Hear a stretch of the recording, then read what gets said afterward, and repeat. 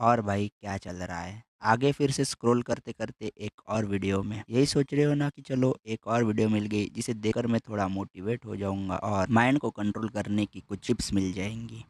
यही तो चलता है ना, कुछ देर का मोटिवेशन होता है। टिप्स 2 दिन फॉलो करोगे और तीसरे दिन से सब जैसे का वैसा।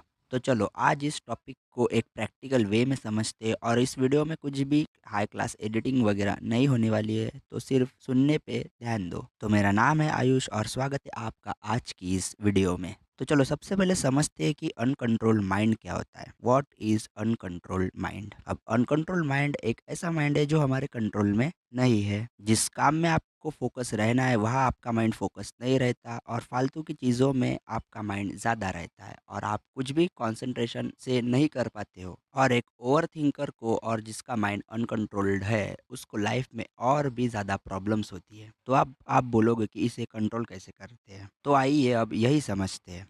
सबसे पहले तो भाई यूट्यूब पे जितनी भी फालतू की वीडियोस पड़ी है सबको देखना बंद कर दो, क्योंकि इन वीडियो को देख के आपको कोई भी फ़ायदा नहीं होने वाला है। क्योंकि इन वीडियो में आपको कुछ ऐसी टिप्स वगैरह बताई जाएँगी जो कि रियल लाइफ़ में आपको फ़ॉलो करने में बहुत ही मुश्किल होगा। और ये टिप्स आप 2-3 दिन तक फ़ॉलो करोगे और फिर से जैसे का वैसा हो जाएगा। और मैं ये इसलिए कह पा रहा हूँ क्योंकि मैं खुद अनकंट्रोल माइंड और ओवरथिंकिंग से परेशान हूँ और मैंने खुद यूट्यूब पे बहुत सारी वीडियो देखी है जो कि आपके किसी काम की नहीं है। तो अब आप बोलोगे कि क्या करें? तो इसी को समझते हैं और मुझे ये भी पता है कि इस वीडियो को देखने वाले ज़्यादातर लोग टीनेजर्स हैं, स्कूल और कॉलेज जाते हैं और मैं भी एक टीनेजर ही हूँ, कॉलेज जाता हूँ और मैं इस वीडियो में आपको वही चीज़ें बताऊँगा जो मैं खुद फॉलो करता हूँ। तो सबसे पहले एक एग्जाम्पल से समझते हैं कि ओवर थिंकिंग कब होती है। तो आपने भी ज़्यादातर नोटिस किया होगा कि ओवर थिंकिंग और आपका माइंड अनकंट्रोल तभी रहता है जब आप खाली पीली बैठे हो, जब आप कोई काम नहीं कर रहे हो तभी। तो इस टाइम पे आपकी ओवर थिंकिंग ज़्यादा होती है और माइंड अनकंट्रोल तो बहुत सी चीज़ों में रहता है, जैसे कि आप जब पढ़ाई कर रहे हो तब भी आपका माइंड अनकंट्रोल हो सकता है और बाकी किसी चीज़ों में आप अच्छे से फोकस नहीं कर पाते हो। तो इन सारे वक्त आपका माइंड अनकंट्रोल और ओवर थिंकिंग करता है। अब आप देखिए, जब भी आप कोई एग्ज़ाम दे रहे होते हो या फिर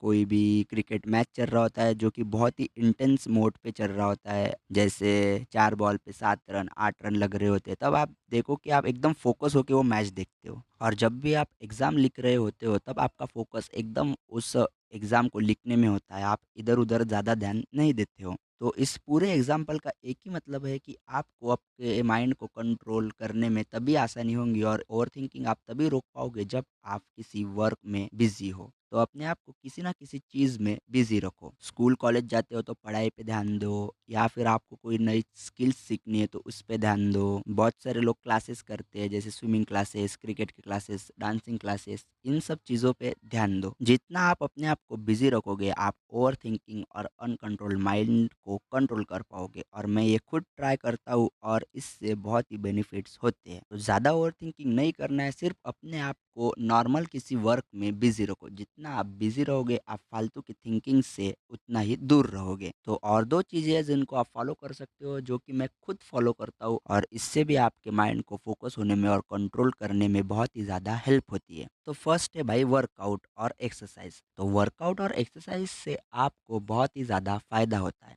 क्योंकि ये ऐसी चीज़ें हैं जो आपके माइंड को पसंद नहीं होती है और जब आप कुछ ऐसा करते हो जो आपके माइंड को पसंद नहीं होता है तो आप उस चीज़ में स्ट्रांग हो जाते हो और आपका माइंड भी स्ट्रांग हो जाता है। तो अगर आप स्कूल कॉलेज जाते हो और जिम अफोर्ड नहीं कर सकते हो तो घर पे करो, और अगर आप जिम अफोर्ड कर सकते हो तो जिम में जाओ। मैं खुद भी जिम जा रहा हूँ, अब मुझे 1 साल हो गया है जिम जाते-जाते और जिम से मुझे बहुत ही ज़्यादा फ़ायदा हुआ है अपने माइंड को कंट्रोल करने में। और दूसरी चीज़ जो आप कर सकते हो वो है भाई मेडिटेशन। अब आपने बहुत सारे वीडियो में ये सुना होगा कि मेडिटेशन से बहुत ज़्यादा फ़ायदा होता है, तो भाई ये सच है और मेडिटेशन से आपको बहुत ही ज़्यादा फ़ायदा होता है और आपका माइंड फोकस रहने में मेडिटेशन आपकी बहुत ही ज़्यादा मदद कर सकता है। तो ये 3 चीज़ें जो मैं अपनी लाइफ में भी फ़ॉलो करता हूँ और आपको भी कह रहा हूँ कि ये चीज़ें फ़ॉलो करो, ताकि आपका अनकंट्रोल माइंड कंट्रोल में आ सके और आप अच्छे से फ़ोकस करके किसी भी चीज़ को आसानी से कॉन्संट्रेट करके पूरा कर सकते हो। और भाई यही सब चीज़ें और इससे ज़्यादा मैं आपको कुछ और नहीं बताऊँगा। यही चीज़ें आपको रेगुलरली और कंसिस्टेंटली फ़ॉलो करनी है ताकि आपको अच्छे रिज़ल्ट मिल सके। और भाई मोटिवेशन पे ध्यान मत दो, कंसिस्टेंसी पे ध्यान दो, क्योंकि मोटिवेशन आपको कभी काम नहीं आएगा। आपको मोटिवेशन 1-2 हॉवर्स के लिए काम आ सकता है, लेकिन कंसिस्टेंसी आपको आपके पूरे लाइफ में काम आएगी और इन सारी चीज़ों को आपको कुछ भी करके कंसिस्टेंटली फॉलो करना ही है। ऐसा नहीं होना चाहिए कि आपने 4-5 दिन फॉलो किया और फिर से जैसे का वैसा। अगर आपको लाइफ में सच में कुछ करना है और फ़ोकस्ड रहना है तो आपको ये सब चीज़ें कंसिस्टेंटली फॉलो करनी ही होगी। और ये भी याद रखो भाई कि आपके अंदर खुद को बदलने की आग नहीं है तो कोई दूसरा आपको बदल नहीं सकता। आप चाहे यूट्यूब में कितनी भी वीडियोज़ देख लो, कुछ नहीं होने वाला। तो आपको आपकी लाइफ को बदलने के लिए